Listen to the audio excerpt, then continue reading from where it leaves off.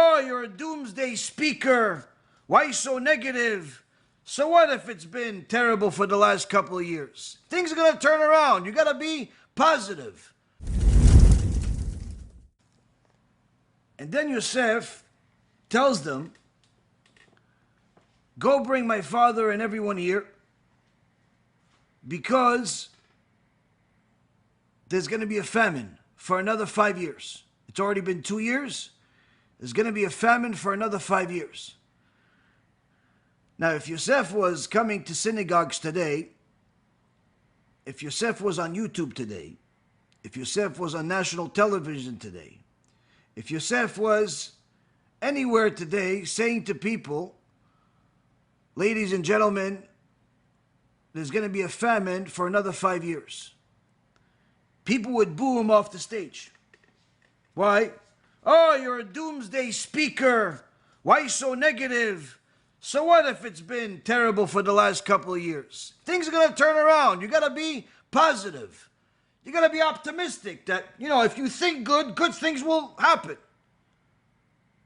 No. You have to have a reason to think good. You have to have some type of valid reason that justifies the good that you think. But if you're just looking blindly optimistic, get ready to declare bankruptcy. Both spiritually, financially, and otherwise. Why? You can't just think that things are going to work out without actually having a valid reason. You can say, oh, well, I work hard. Many people work hard. Doesn't mean they're going to succeed. Well, I try. Many people try. Well, I want to be optimistic. So what if you want to be optimistic? Your personal desire to be optimistic doesn't mean anything. Oh, I have an idea. That's because I have hope that God will help me. That's nice that you have hope that God will help you. But why should he? Why should he help you? Well, he's God. Exactly. Why should he help you? You have a problem. You have a tragedy. 2,000 people were murdered in a single day in Israel. We're now at war. We've been telling the public that we're winning for the last 2 months. But in reality, nothing has changed. Terrorism still goes on. Missiles are still being shot.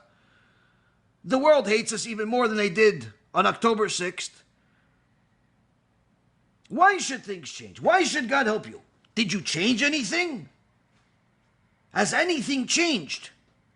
Over these last couple of months, the problems have skyrocketed for God to help you. Because if God brought you the wrath, a punishment, a terrible situation, you lost your money, you lost somebody you love, you lost whatever it is that you lost that's causing you to cry crocodile tears.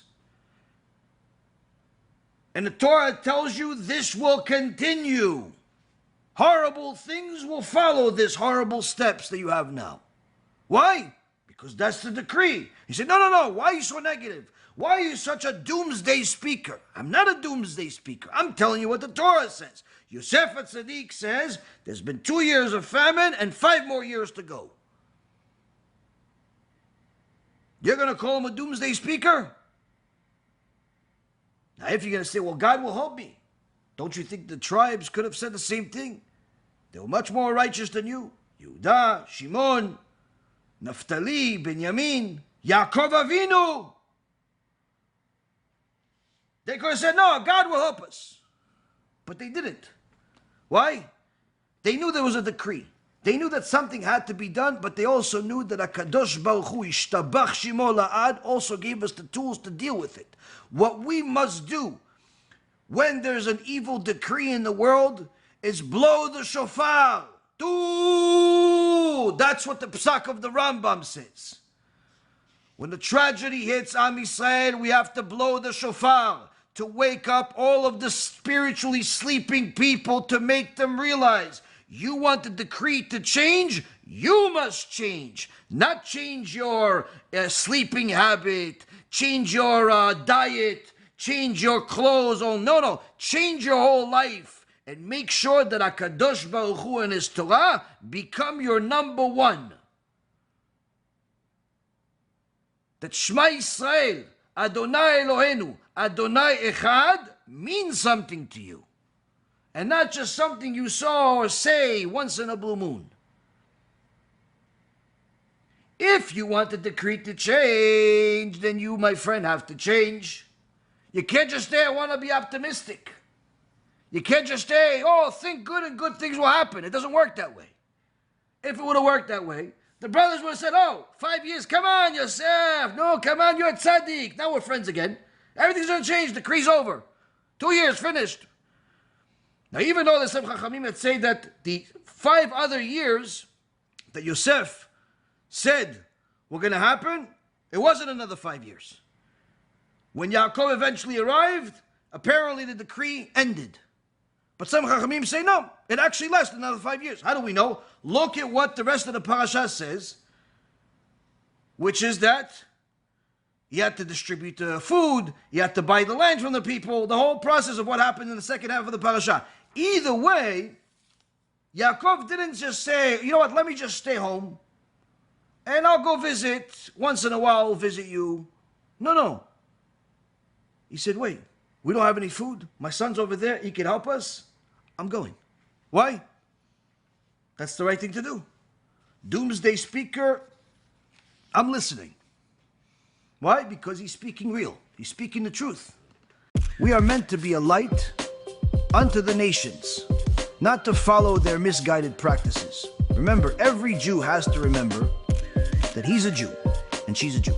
We don't celebrate non-Jewish holidays, even if they seem harmless.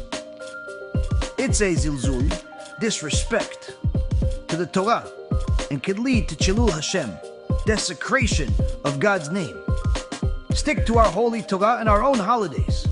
That's the path of a true Jew.